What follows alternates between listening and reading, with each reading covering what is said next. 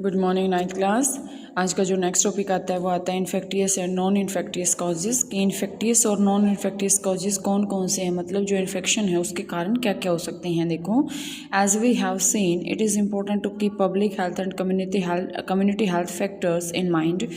Means हमें अपने mind में ये रखना चाहिए कि हमें अपनी भी हेल्थ और जो कम्युनिटी जहाँ हम रह रहे हैं उसकी भी जो है हेल्थ कैसे ठीक रहे। When we think about causes of disease, we can take that approach a little further. It is useful to think of the immediate causes of disease as belonging of two distinct type. यहाँ पे आपके पास दो अलग अलग types आएंगे कि जो causes हो सकते हैं वो कैसे कैसे हो सकते हैं, मतलब कारण क्या हैं। One group of causes is the infectious agent, mostly microbes or microorganisms. Mostly microbes और माइक्रो ऑर्गेनिजम्स। मतलब क्या है कि जो कारण हो सकता है इन्फेक्टियस एजेंट्स। इन्फेक्टियस एजेंट्स का मतलब क्या होता है कि इन्फेक्शन फैलाने वाले एजेंट्स का मतलब फैलाने वाले, मतलब वो काम करने वाले। Disease where microbes are the immediate causes are called infectious disease. जहाँ पे माइक्रोब्स छोटे छोटे सूक्ष्म जो मतलब इन्फेक्टियस एजेंट्स हैं उनके द्वारा जो बीमारी फैलाई जाती है उनको हम बोलते हैं infectious disease. This is because the microbes can spread in the community and the disease they cause will spread with them.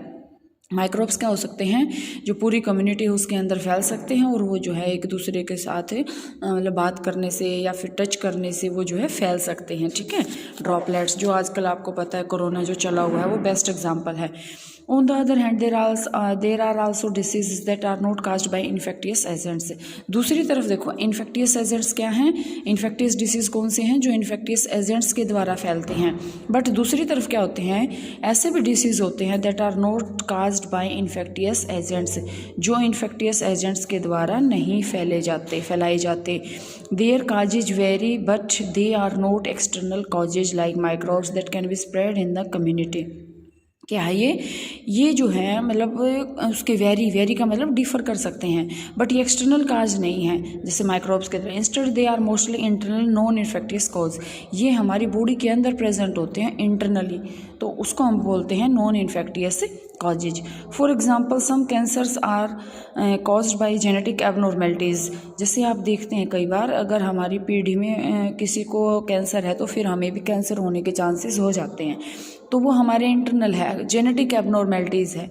High blood pressure can be caused by excessive weight and lack of exercise.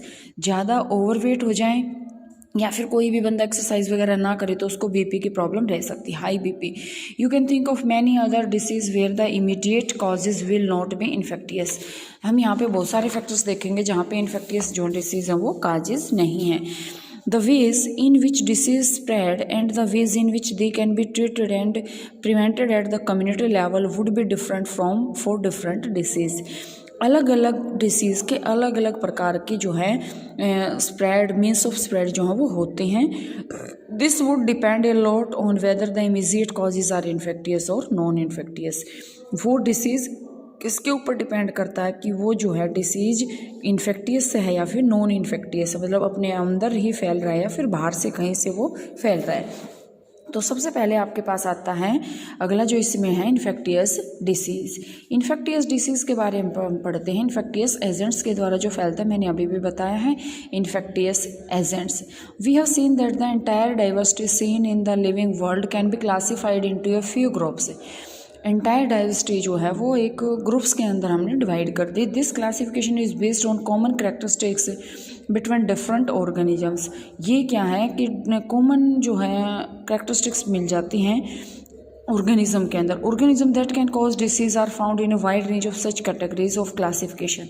अब देखो, infectious agents को हम अलग अलग जो है category में categorise करेंगे। जैसे देखो, सबसे पहले उसमें आते हैं virus, bacteria, fungi and single celled animals called protozoans. Virus हो सकते हैं जैसे जो आजकल कोरोना वायरस चला हुआ इन्फेक्टियस है।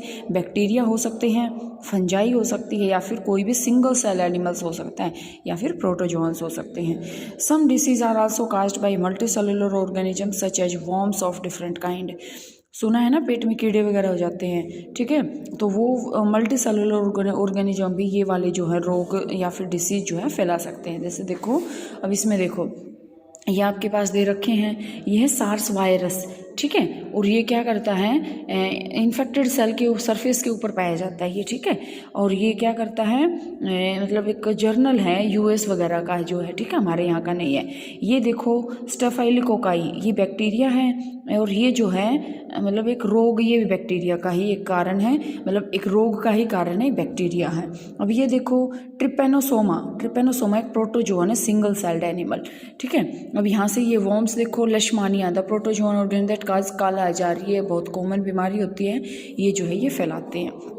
अब ये देखो एडल्ट राउंड वॉर्म है, जो मतलब इंटेस्टाइन के अंदर ज़्यादातर मिलती है, स्मॉल इंटेस्टाइन के अंदर, ठीक है, पेट के अंदर ये पाई जाती है। तो ये आपके पास क्या है, इन्फेक्टियस डिसीज़ हैं। तो आप यहाँ तक का सिर्फ करेंगे, इसके बीच में जो क्वेश्चन आ गए ना, तो ये आप करेंगे, list any 3 reasons why you would think that you are sick and ought to see a doctor if only one of this symptoms were present would you still go to the doctor, why और why not. मतलब इसमें आपको क्या देना, 3 reason देने कि जिसमें आप ये कहो कि हाँ हम बीमार हैं, और ऐसा फिर आपको बताना है कि हाँ जिसके कारण डॉक्टर के पास जाओगे।